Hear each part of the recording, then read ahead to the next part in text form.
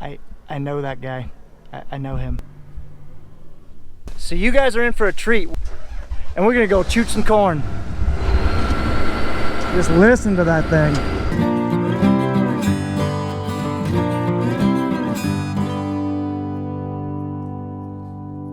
Well guys, good morning, good afternoon, and good evening to all. Welcome to Hartung Family Farms. Real quick before we start this video guys, Hartung Family Farms merch is only available for a limited time until October 28th. You guys will be able to order your Hartung Family Farms t-shirts, sweatshirts, ball caps, and stocking caps. Get them while you can at hartungfamilyfarms.com.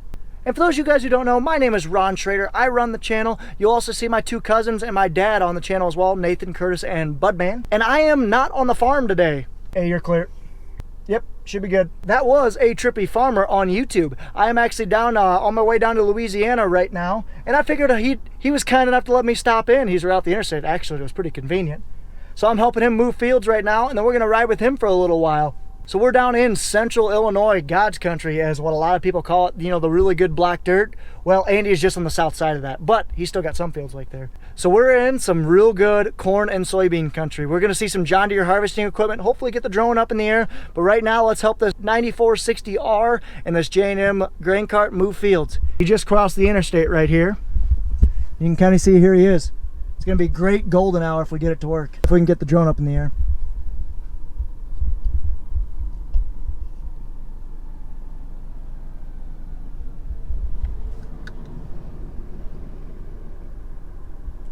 So you guys are probably wondering, why is this farmer not back home and helping on his family's harvest? Because it is harvest time back home and I'm missing it. Well, for those of you guys who don't know, I am not full-time on my family's farm. I'm actually a full-time engineer for John Deere, and I work on combines. I am a traveling test engineer. So some of my job requires me to travel and go visit other farms and test out experimental equipment. I can't talk a lot about this, guys. Unfortunately, I wish I could, but basically all you guys need to know is I helped develop the X9 combine. I know a lot about the machine, but unfortunately I can't talk a lot about it. But I'm actually off traveling for business, heading down south to Louisiana. But I figured I'd stop in and meet Andy for the first time and see his operation. It's a really cool operation, guys. They run a S670 and a 9670 STS bullet rotor combine. Both are day-row corn heads. And Andy's running his grain cart on a 9460R tractor. So really good, really nice, clean John Deere equipment. And I'm really looking forward to seeing these guys. So let's get into some harvest action. That's one of his combines right there. I wonder why he's parked on the side of this dirt road. So I had to turn the camera on for this one. He was making a comment on a couple of videos ago about bridges that he crosses. What's that, like a 6-foot drop? I'd say 10. 10-foot drop? It helps if you just don't look at it. That's much more peaceful. That's why I have my sunglasses on, that way you guys can't see me close my eyes. I probably should do introductions. So this is Andy with the Trippy Farmer, and as I just mentioned before, I'm heading on my way south, and Andy is literally right off the interstate. The interstate's real close to you, isn't it? I-57. I-57's like real close, and he just happened to be harvesting corn, and I was like, sure, why not? So this is Andy. You guys should go check him out on Instagram. I know you're on YouTube for sure. All those links will be down in the description. Anything else, Sean? No. Nothing? That's exactly right. Make sure you guys like the video. Hey, that's exactly right. And hopefully, maybe or not, I might make a special appearance in his video, so you guys should go be on the lookout for that one as well. Your check's in the mail. It might get lost, but it is in the mail. That's exactly right. I mean, I only charge $200 an hour for this stuff. He doesn't know that quite yet, but that's exactly right. So you guys are in for a treat. Sorry for that smudge, guys. So you guys are in for a treat. Andy is going to be riding in his 5 minutes every month of his combine right now. He's going to be running this 9670 STS bullet rotor John Deere combine. One of the best ones ever made, in my opinion. And we're going to go shoot some corn. Just listen to that thing. Pre-emission motors sound so good. Oh my gosh, they sound amazing. So Andy, tell me a little bit about this machine. What are we running right now? 9670 STS bullet rotor combine. As Ron told you just a little bit ago, I heard him. That is true. You did hear me. So what do you guys, how long have you guys had this machine? Do you guys own it, lease it? This is an owned combine. We've had it for 8 years. Wow. Bought it new. That's Saw awesome. it come off the line in Moline. So that's one of the cooler things that I think Deere does is if you buy a new machine, you can go get a tour of the factory. And he was telling me about his experience when he did this, and I think that's awesome. One of the most complex and fascinating places I've ever been, where the John Deere harvester works, and also their large tractor facility, which is in Waterloo. Yep. So this guy knows it all. Yep. So we're gonna go. I know just enough to sound like I know a lot. That's the trick to it. That's all that matters. You got to know just enough to be dangerous, so you can make people think you know what you're doing. Then you just make up the rest. At least that's what I do. It's got me through school. Same. So on this combine, do you got GPS?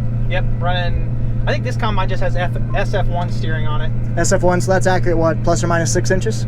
I think 12. 12 inches? It'd be 6 inches each way. 6 inches away. Gotcha. And what are those little fingers down there? That's the row sense. Awesome. That's what senses where the row is and steers. The SF1 actually doesn't really do a whole lot.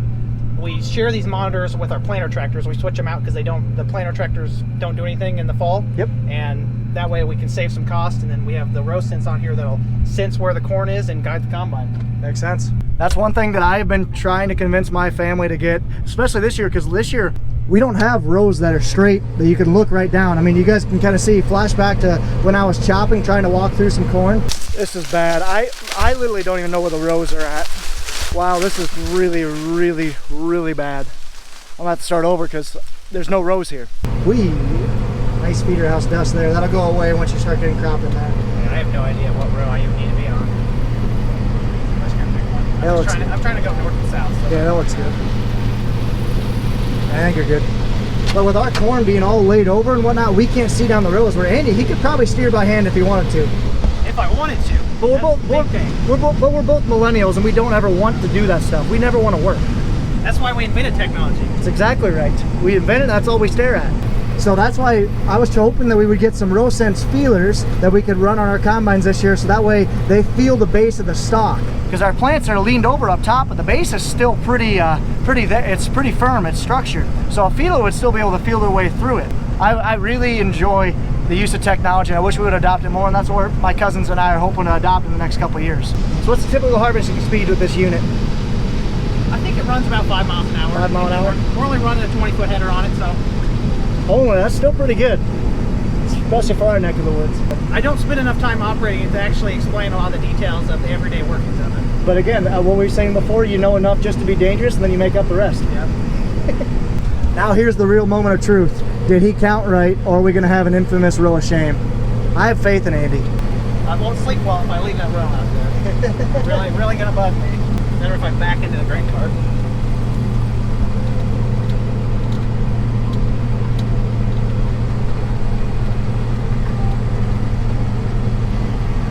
Andy, what's this? What is that? What is that? What is that empty row doing over there? Miscalculation.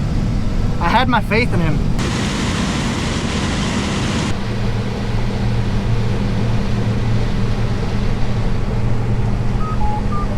What Andy is doing is taking out the end rows right now. So how most farmers farm is they make either run 1 or 2 laps around the field, and then they just go straight back and forth. Well, it looks like his back and forth fields were going east-west here, and in order to go east-west, he's got to be able to turn around, and that's what these end rows are for. That's why they're called end rows. I've heard it's more efficient if you just farm in a circle. That is true. Some wheat guys will fight you to death about that. Well, those 2 little beeps that you guys just heard, that's John Deere's GPS system. That's the first one was the auto track kicking in, so his guidance steering. Second one was the feelers kicking in. So that's now the machine is steering by the feelers. So the rows can go like this now, and he doesn't have to touch it, and it'll just kind of creep its way along and follow the row. Isn't technology great? It's wonderful. One of the best investments I think you can make if you're running long days harvesting corn. Completely agree. Because I mean, we were talking about this before. People don't realize how fatiguing it is to stare at the same thing 12 hours a day, and that's why like it's a really big thing to have creature comforts in the cab, like a nice seat, like auto guidance steering, because it does wear on you. Yeah, and we farm a lot of large open fields, and it would exhaust us to steer, whereas Ron's family's farming ground that's winding, small patches. I think it would help them even more. Completely agree. So if you're listening, Ron's family, invest in row sense. That's exactly right. So one thing about being this far south, guys, for those of you guys who don't know, we are about 3.5 rough hours due south of where we're at. The corn is really dry. Like, how often you guys had to run corn through a dryer? We haven't turned a dryer on in probably 10 years. 10 years? 10 years. Oh we plant 114-day corn. Last year we didn't pick corn under 20%. Last year I'd say our average moisture was around 25%, but for those level setting corn, you need to be at a certain percentage to store well and to sell. It needs to be right on that 14.5 to 15.5% moisture.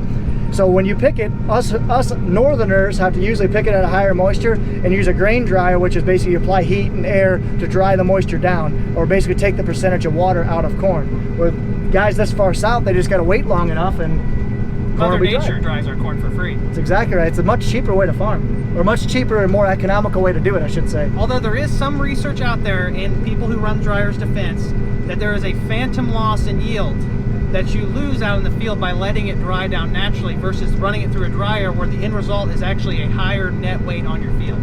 I have heard of that. I am not sure how much I believe in that. Well, we don't either, because we're picking dry corn right now. So. Exactly. Well, I mean, think about it. When you got a dryer, you got to have the infrastructure, and a dryer is not cheap. There's no resale to those dryers, and the propane to run the propane, natural gas, LP, whatever you run, it's not cheap to run that. So it just, there's different philosophies, and everybody farms different, but it's just cool seeing a different operation, and picking corn and sending it right to the elevator.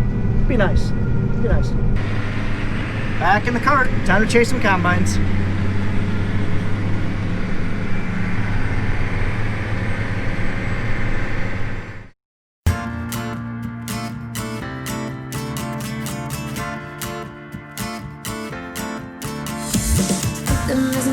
On my phone instead of writing you. Moments are no ghosts in my mind, but they're right on blue. And 10 years down the road, I'll still be sitting on the floor, writing about you. Lines about midnight car rides and the color of your eyes. Thinking about you. Take a shower to fight feelings again. No, I can't get it out of my head. Ain't gonna lie, I kinda like the rush. Your mind was on fire, no eyes ever watched. Now you're searching for a different kind of high, getting drunk on somebody else's lines. They come to me in words, no I can help it. Should probably just leave it, but I can help it. And 10 years down the road, I'll still be sitting on the floor, writing about you. Lines about midnight car rides and the color of your eyes. Thinking about you. Take a shower to fight feelings again. No, I can't get it out of my head. Take a shower to fight feelings again. No, I can't get it out of my head. Yeah, here's to the pretty guys that went inside your beds, to the really witty guys that went inside your heads. So vivid, still feel it when I think about it. So vivid, still feel it when I think about it. And 10 years down the road, I'll still be sitting on the floor, writing about you. Ain't gonna lie, I kinda like the rush. Your mind was on fire, no eyes ever watched. Now you're searching for a different kind of high, getting drunk on somebody else's lines. They come to me in words, no I can help it. Should probably just leave it, but I can help it. And 10 years down the road, I'll still be sitting on the floor, writing about you. Lines about midnight car rides and the color of your eyes. Thinking about you. Take lines about midnight car rides and the color of your eyes. Thinking about you. Take a shower to fight feelings again. No, I can't get it out of my head. Yeah.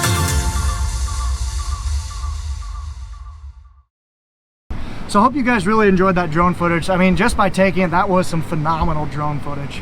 Whew. Even bad. See, I'm not the only one that does this. Even bad drone footage in here in God's country, it'll look good. That's exactly right.